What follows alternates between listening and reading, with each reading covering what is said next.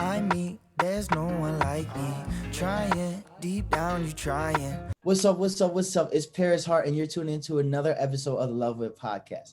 Today, we're sitting with an artist who has quite a unique life, quite a unique style, and his music is dope and something that you should check out. Today, we have Heaven X. So what's up? So, first things first, how'd you get the name Heaven X? Man, if you look at my iPhone, you got like that notes section, and I created a title. Why did I choose the name Heaven X? And right now it's looking like a book. I got like a bunch of reasons, but if I had to share one reason right now, I would say like a lot of my beats sound heavenly. So I'll just leave you with that one.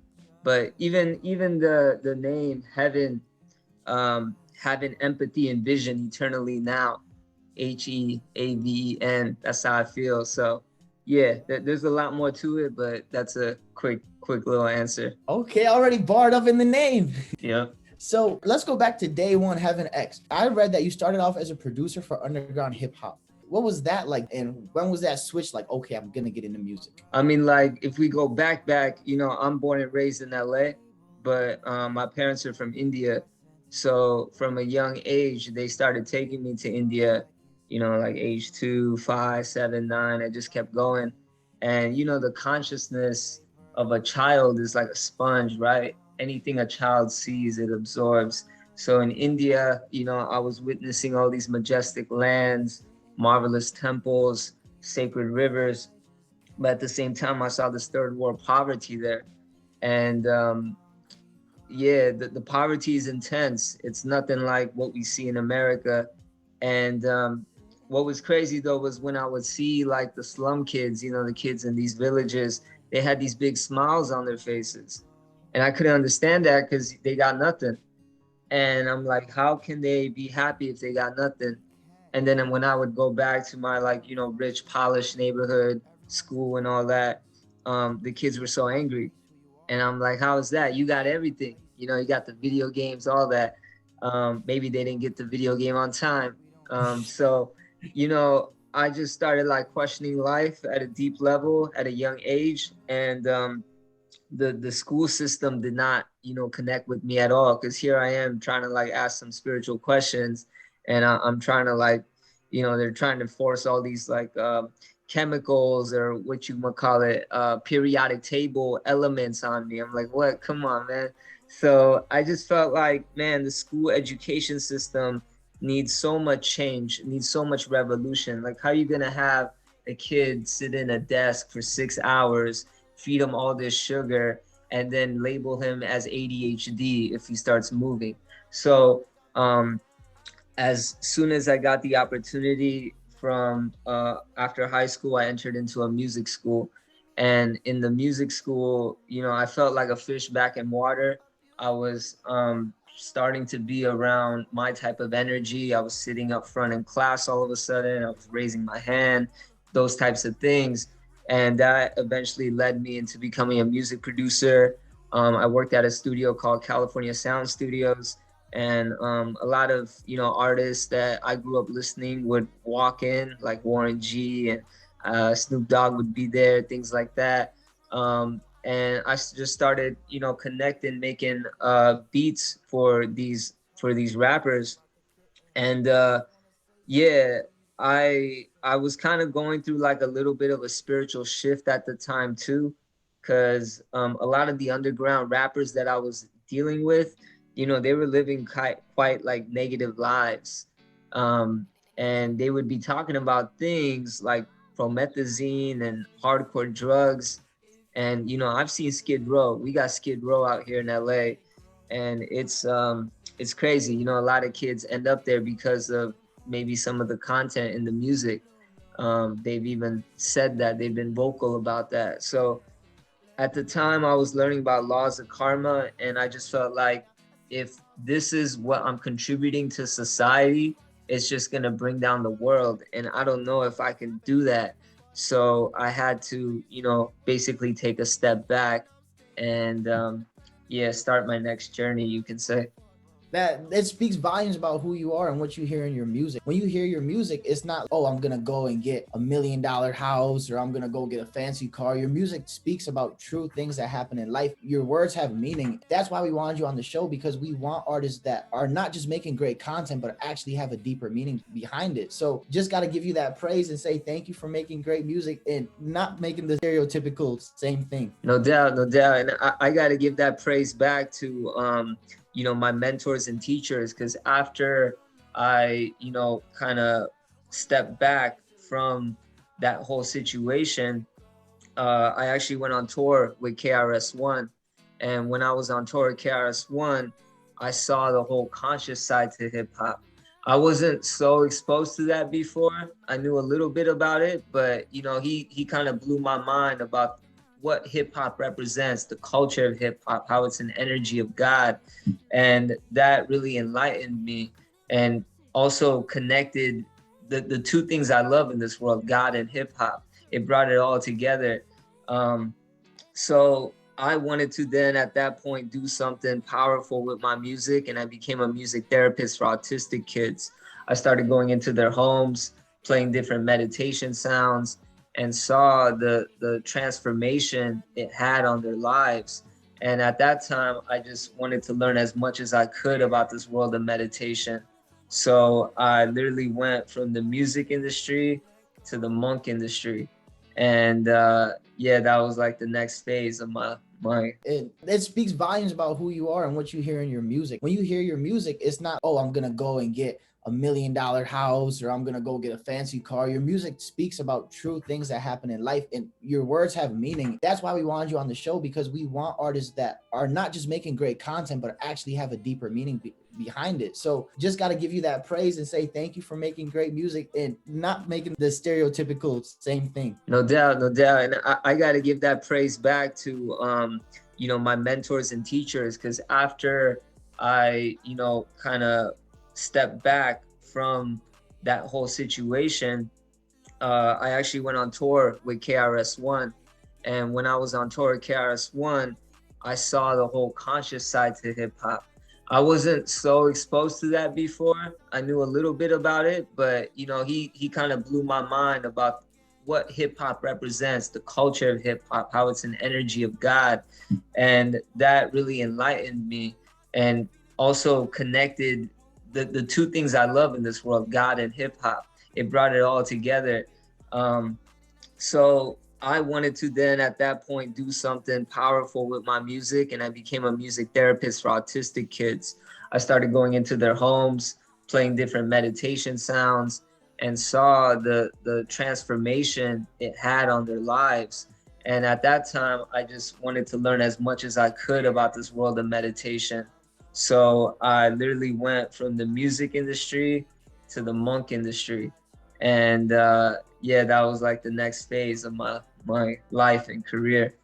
So what was that like being a monk? Because it says that you were a monk for 6 years in India and the US. That's not something you hear from really anybody. What was that experience like for you? Yeah, man, I'm gonna shed some insights that I haven't shared anywhere else yet today on your show. So, when you think about a monk, you think about usually like tranquil scenery and kind of being away from it all and being isolated.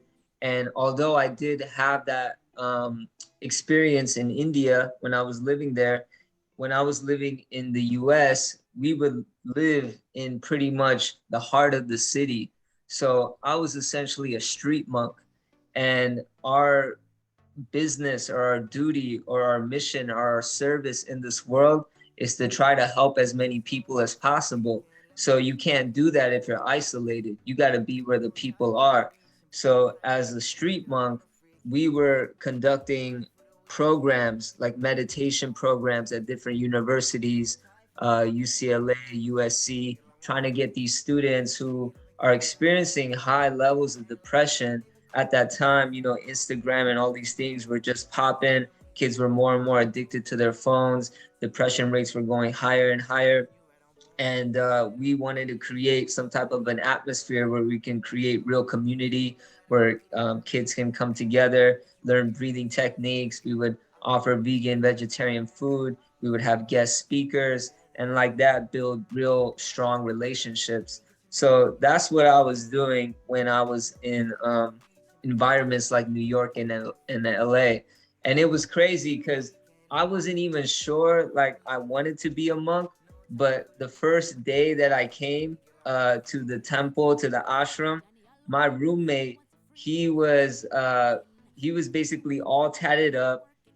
He did 13 years in the joint, and we started like bonding about Big L. And he was my first roommate, and he was a monk.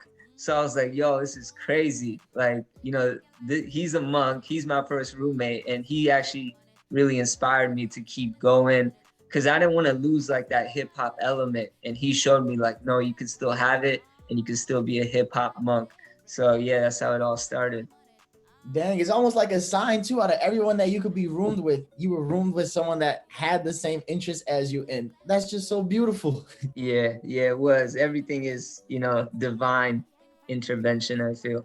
Is there anything specific that you want to touch on? A story that happened while you were a monk, or anything that you were like, this is crazy? Yeah, I mean, like, you know, so every single monk gets a particular type of service based on their inclinations, based on what it is that interests them. You know, it's not like the standardized school systems where they just put everyone in a box. Everyone needs to take this one test, and based on this test, we're going to determine how smart you are.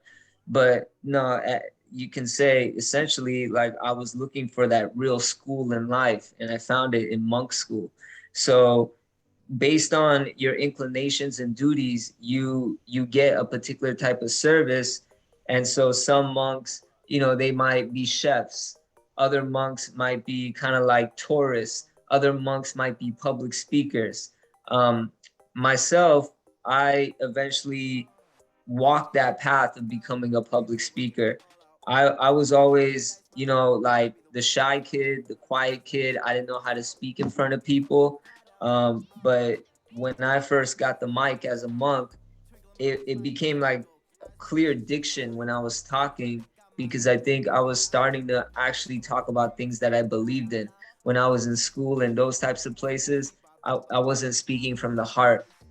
So when I became a public speaker, I had like a lot of miraculous type of encounters that would occur, because I would meet a lot of college kids that would open up to me about what it was that they were going through as far as depression and suicide, and how much, you know, these meditation books, how much these programs, these breathing techniques, the mantras, the chanting, how this has elevated their lives so much. And I'm still in touch with many of them. So I'm just very thankful to be part of, you know, such a mission to help inspire as many individuals as possible. Yeah, and you touched on school earlier. You know, I couldn't agree more. I just had this conversation with somebody else that it kind of sucks because school forces you to be around people that you might not like, or you might not believe the same things in them. It sort of becomes majority rules what's the standard in the school. And as soon as you get out of high school, you get that sense of, oh my gosh, the world is huge. I could do whatever I want and be around a circle of people who bring a good environment and bring a good energy towards me. Just hearing your story, it's like, yes, take full advantage, find yourself. It seems like you found yourself. That's so huge. We just love to see it. Yeah. I think you got heart in your name, right? So Yeah. you know, it's all about connecting to the heart. Yeah, you know, like school is it's like an assembly line pretty much. You know, like everyone that's age 5, let's group them up there. 6, 7, 8, 9, you're just kind of moving along. But nowhere else outside of the school system do you see just one age group sticking together. It's always people of different ages that you learn from, that you hang out with, and you need that holistic experience. When I first went to India when I was young, I remember an incident where, you know, I would go with my grandfather to the beach at like 5, 6 in the morning. And it's real different in India because the beach is packed at that time. There's so many people. It's literally like a party. And I remember being on the beach, and all of a sudden all these school buses came, and all these kids got out. They sat cross-legged and they watched the sunrise. and that was part of their career. Yeah, and you touched on school earlier. I couldn't agree more. I just had this conversation with somebody else that it kind of sucks because school forces you to be around people that you might not like, or you might not believe the same things in them. And it sort of becomes a majority rules. What's the standard in the school? As soon as you get out of high school, you get that sense of, oh my gosh, the world is huge. I could do whatever I want and be around a circle of people who bring a good environment and bring a good energy towards me. Just hearing your story, yes. As soon as you get out, take full advantage, find yourself, and it seems like you found yourself. That's so huge, and we just love to see it. Yeah. I think you got heart in your name, right? So Yeah. it's all about connecting to the heart. Yeah, like school is it's like an assembly line pretty much. Like everyone that's age 5, let's group them up there. 6, 7, 8, 9, you're just kind of moving along. But nowhere else outside of the school system do you see just one age group sticking together. It's always people of different ages that you learn from, that you hang out with, and you need that holistic experience. When I first went to India when I was young, I remember an incident where, I would go with my grandfather to the beach at like 5, 6 in the morning. And it's real different in India because the beach is packed at that time. There's so many people. It's literally like a party.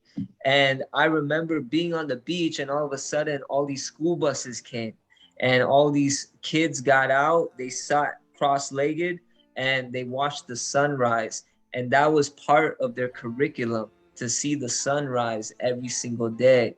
And I was thinking, this is what we need in the West. This is how we can revolutionize. So I'm all about it. I got revolution in my blood, and I'm here to fight for it. Hey, so where do you get the inspiration from? Because sometimes along the road it's gonna be harder. You're gonna be like, this is tough. So what do you do? Be like, no, forget that. I'm gonna stick to my good energy, and I'm gonna make sure that my environment around me is good in the best way I can. Yeah, again, I give all praises to my teachers and mentors. They've been able to knock down walls. They've been able to do miraculous things, incredible things, to really inspire, to put fire in my eyes, to put heart into my soul, and make me believe that yes, we can achieve great things if we go for it. So that's where the inspiration comes. Even like to become a hip hop MC and walk down this path, it takes a lot of courage. But we got to be courageous in life. We don't want to live like the norm. Like what Jay-Z said, I'd rather die enormous than live dormant. That's how we own it. So I'm coming with that same spirit. You've been speaking about your mentors a lot. How important have artists like Sylvan LaCour been to you, and other mentors? Sylvan LaCour is great. I actually met him at the temple. One of our common friend monks. Actually, so I'll go back. So one of my monks, his name is Sri Natai. One of my monks that's one of my friends that's a monk. His name is Sri Natai. He's like a graphic designer. He does a lot of like art. He has a very artistic mind. So on Instagram, he created like this video, but he used one of Sylvan's songs called Grateful. It's a very popular song. And Sylvan saw it. So Sylvan like hit him up. They started like talking. And then my monk brother, he connected me to Sylvan. So Sylvan then came to the temple and we hit it off right away. And we just stayed in touch ever since. And we often have like conversations where I'm teaching him from this book called the Bhagavad Gita, which is, one of the most sacred meditation texts that's out there, thousands of years old. And in trade, he is teaching me about hip hop and flow, and he's helping me with my rhyme scheme. So we kind of got that trade going on, and having individuals like him in my life, I truly feel blessed. Getting on your bars and your flows and everything, what is your creative process like, from producing to songwriting? Is there, okay, I gotta hear a beat first? Is it I saw this and it's a spark from that? How does Heaven X come up with his creative styles? Yeah, I feel like every rapper should live in the library. I live in the library. I go there several hours a day. I'm going through books, glossaries, discovering new words, things I've never read before, making charts, making lines, and figuring out the most incredible word schemes I can't. So that's how I move when it comes to songwriting. When it comes to beat making, I got that in my blood. I've been making beats now for 15 years. Even so, before I joined and became a monk, I was making beats. When I became a monk, I shut everything off, right? I shut off social media, I shut off all my equipment, all that. When I came back out of the monastery, I was scared because I was thinking, man, do I even know how to do this anymore? Like, do I even know how to press the buttons? But man, the muscle memory came back real quick. And within a year and a half, I made 400 beats. So, you know, we're on a high right now. We're on a creative spirit. And yeah, we're just excited for what's about to come. That's a crazy work ethic. So not only is the music and the talent there, but the work ethic is there too. And when all those meet, it's big things are there. Yeah, yeah. You know, I treat hip hop like a sport. You know, Jay-Z in his book Decoded, he said hip hop is poetry meets boxing. And you need to train yourself like an athlete when it comes to hip hop. Literally, like when you're an athlete, you do pull-up bars, but when you're an MC, you write bars. You gotta really push yourself in that way, and you gotta keep perfecting your craft. When you look at MCs like Eminem or even Rakim, you know, they're always working on their craft. And I think that's an important element, because if we don't train, then we're gonna be lame. And so we got to keep working on that spirit, and that's how we're going to get it. So you've touched on this a lot about your mentors and about the good energy around you. Every artist that's on the show, we have to talk about the support system, because support systems are so huge in whatever you do in life. So how important would you say your support system has been? Yeah, my support system is really incredible. I mean, I have a very blessed team. One of my main guys, his name is Brady, and Brady is aspiring to make advancement in the spiritual way of life. So he feels like the way to make advancement, or you know, what's commonly mentioned in our yoga text, is when you serve other devotees.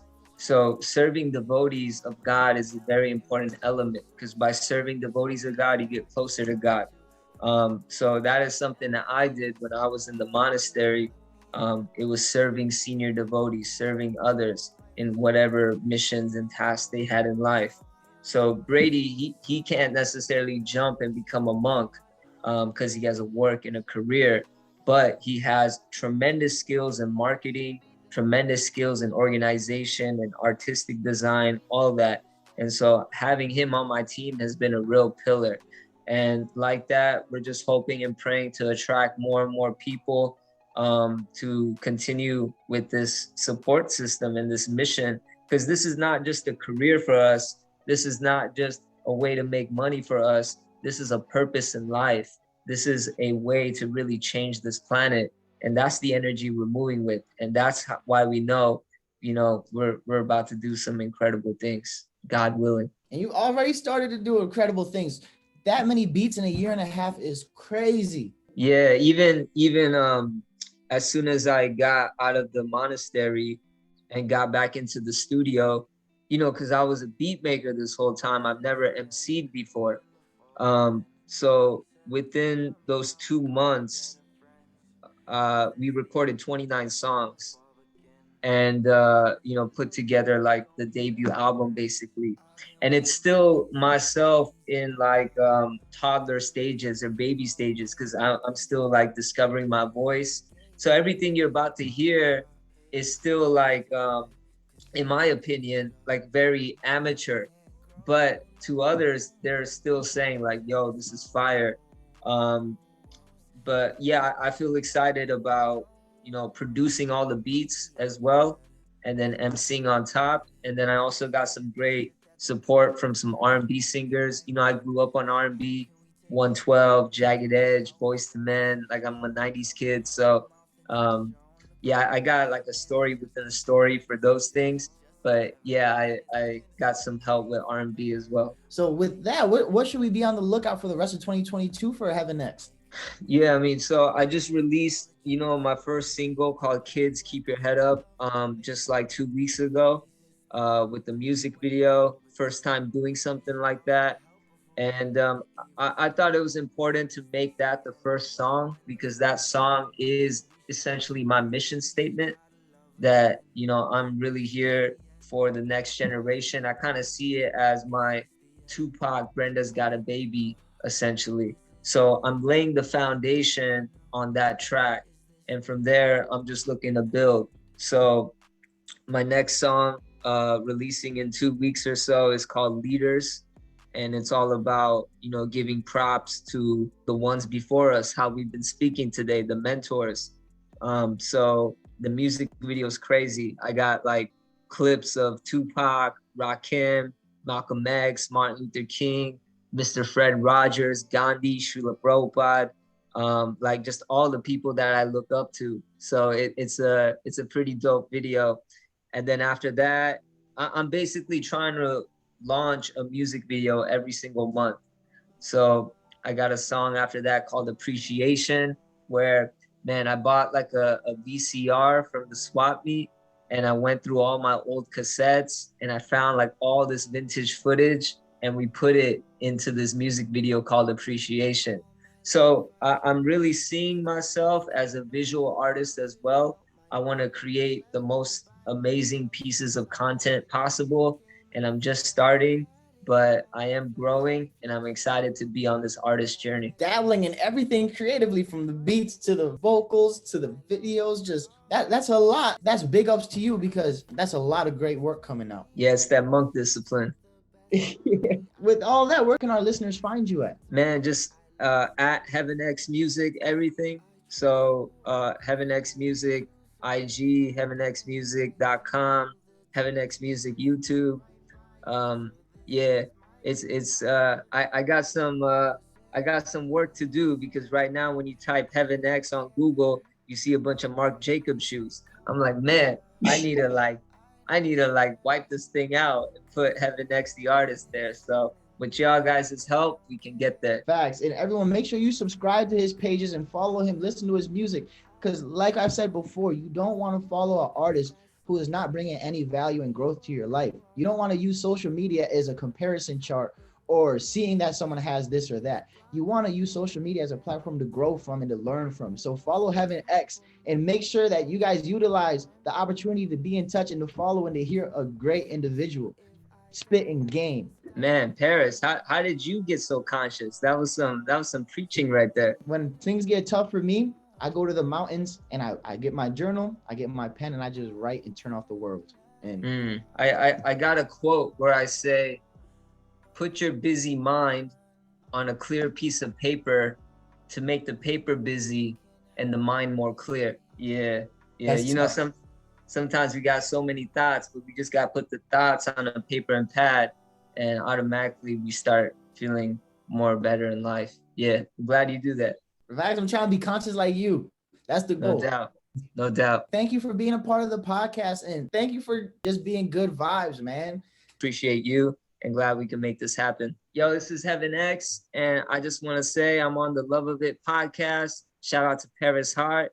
He's doing big things, and we're excited to bring this energy to you. Peace.